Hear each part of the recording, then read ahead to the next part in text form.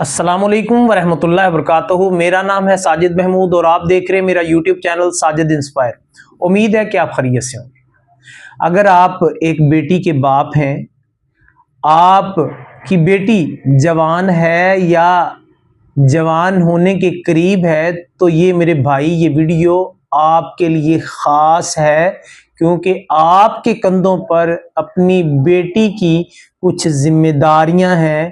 ان ذمہ داریوں میں سے ایک ذمہ داری جس کا نام نکاح ہے، جس کو اللہ رب العزت کے پیارے محبوب محمد صلی اللہ علیہ وآلہ وسلم کی سنت بھی کہا جاتا ہے۔ تو آج ایک نکاح کے بارے میں بات کریں گے کہ آپ نے بیٹی کا نکاح کرنے سے پہلے کن باتوں کا خیال رکھنا ہے۔ آگے بڑھنے سے پہلے میں آپ سے ریکویسٹ کروں گا کہ میرے اس چینل کو سبسکرائب کریں، ویڈیو کو لائک کریں، اگر میری باتیں پسند آئیں تو دوسرے دوستوں کے ساتھ شیئر بھی لازمی کیجیے گا۔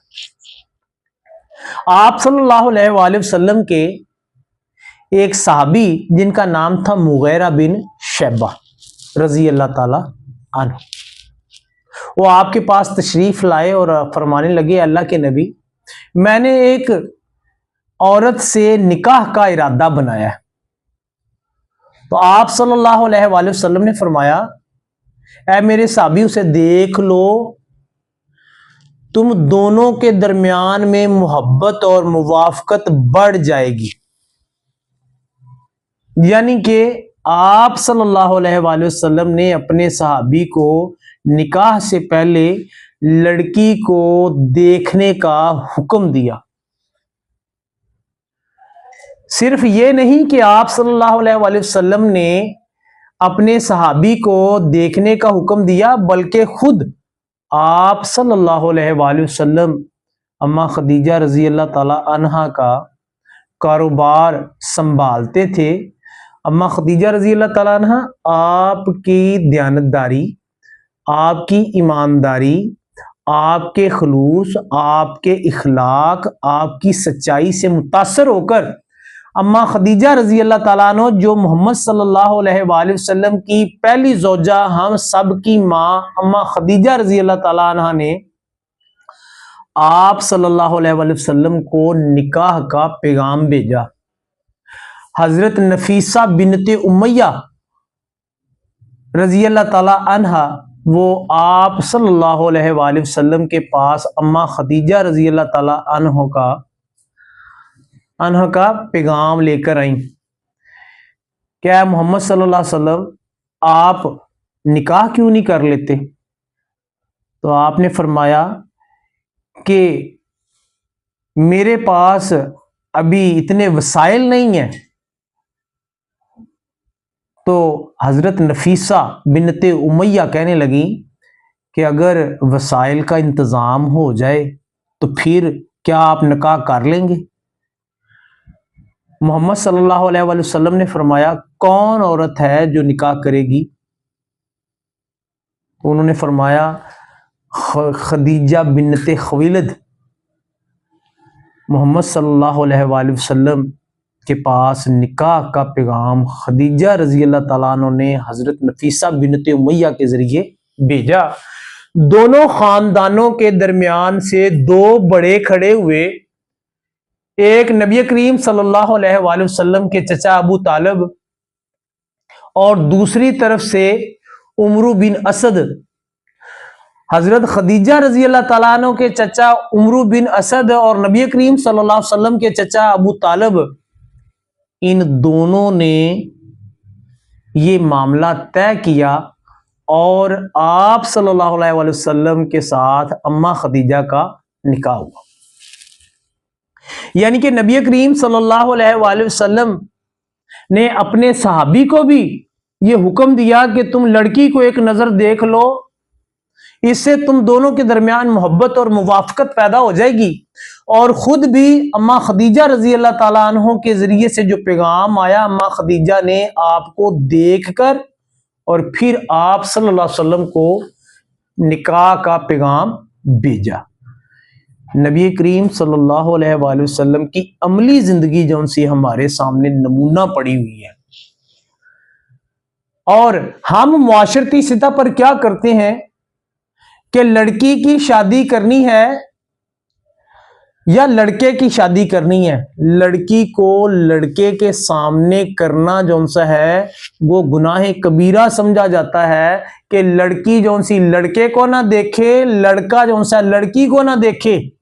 اگر انہوں نے دیکھ لیا تو جون سا ہے وہ دشمنی عداوت بڑھ جائے گی۔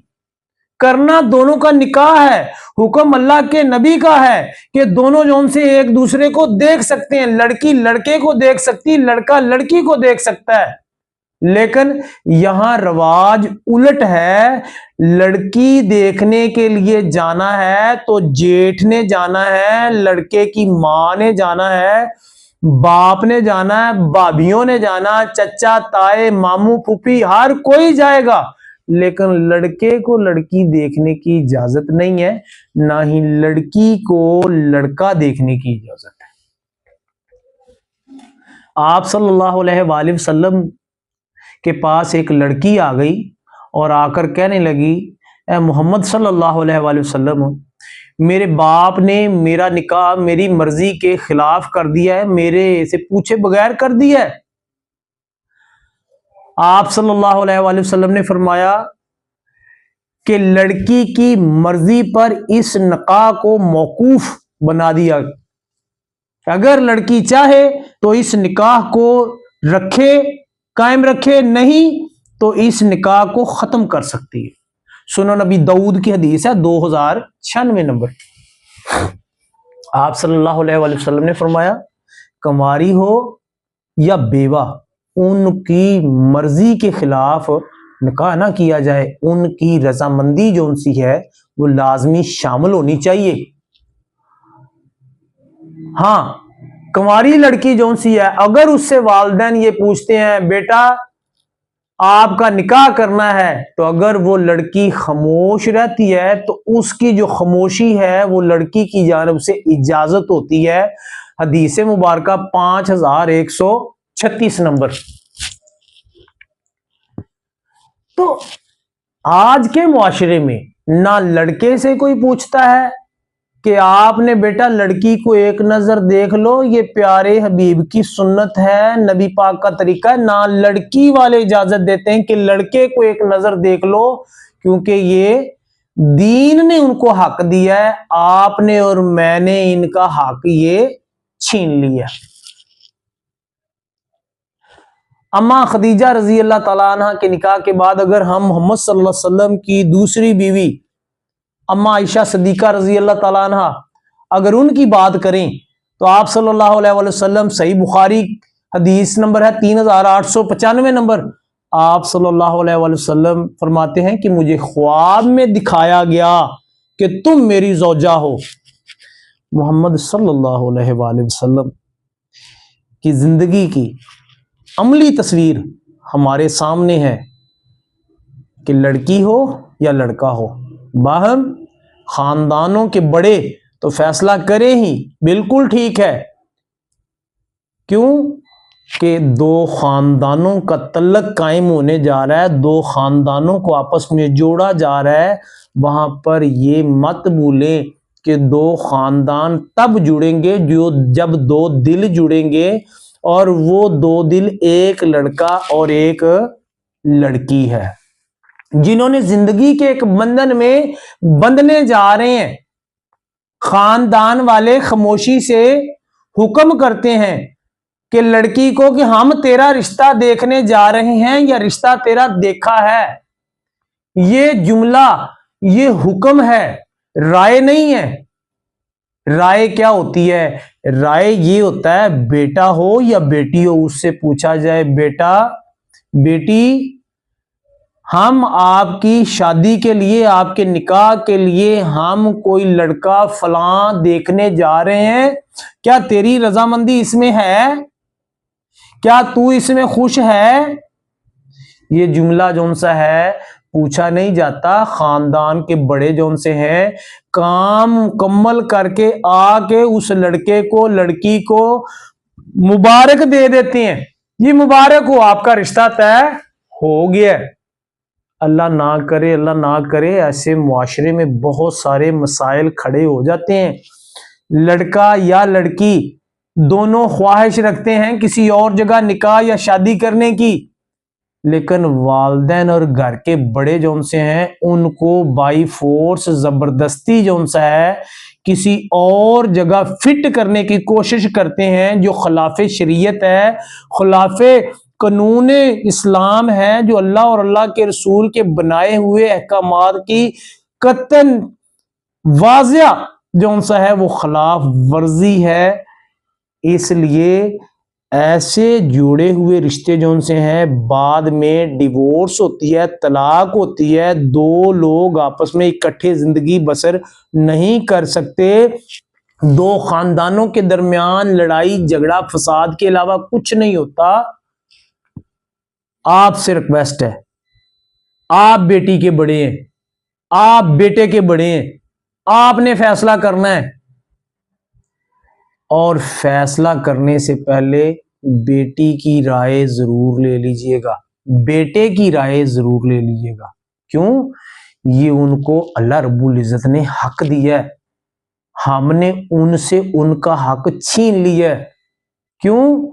اگر ہم ان کو ان کا حق دیں گے وہ اپنی زندگی خوش و خرم گزاریں گے، دو خاندان مضبوط جڑیں گے۔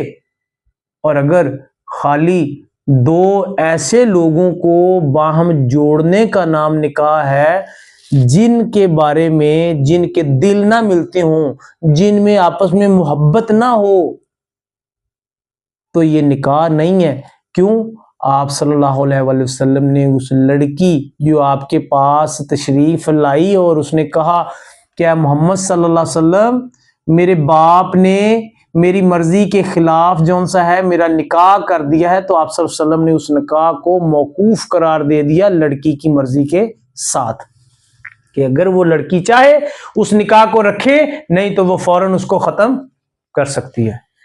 امید ہے کہ آپ ان قیمتی باتوں کے اوپر عمل کر کے آپ اپنا اور اپنے گھر کا سکون جون سا ہے اس کو خوشحال بنا سکتے ہیں، اور اپنی بیٹی اور اپنے بیٹے کے آنے والے مستقبل میں ان کے خاندان کو مضبوط بنا سکتے ہیں۔ اگر آپ ان باتوں کے اوپر عمل کریں گے، یقینی طور پر آپ اللہ اور اللہ کے رسول کے حضور جون سا ہے روز قیامت جون سا ہے وہ سرخرو ہوں گے، بیٹی اور بیٹے کے سامنے بھی آپ کبھی بھی شرمندہ تعبیر نہیں ہوں گے، خاندان جون سے ہیں وہ عروج پکڑیں گے۔ اگر میری یہ باتیں آپ کو پسند آئی ہوں جو آپ کی بیٹی کے آپ کے بیٹے کے حق میں تھیں، جو قرآن اور حدیث سے تھیں، محمد صلی اللہ علیہ وآلہ وسلم کی سنتوں سے تھی، تو میری آپ سے ریکویسٹ ہے میرے اس چینل کو سبسکرائب کریں، ویڈیو کو لائک کریں، جہاں تک ہو سکے اس کو صدقہ جاریہ سمجھتے ہوئے دوسرے دوستوں کے ساتھ شیئر کیجیے گا۔ ملیں گے ایک نئی ویڈیو کے ساتھ، تب تک ساجد انسپائر کو اجازت دیں۔ اللہ حافظ۔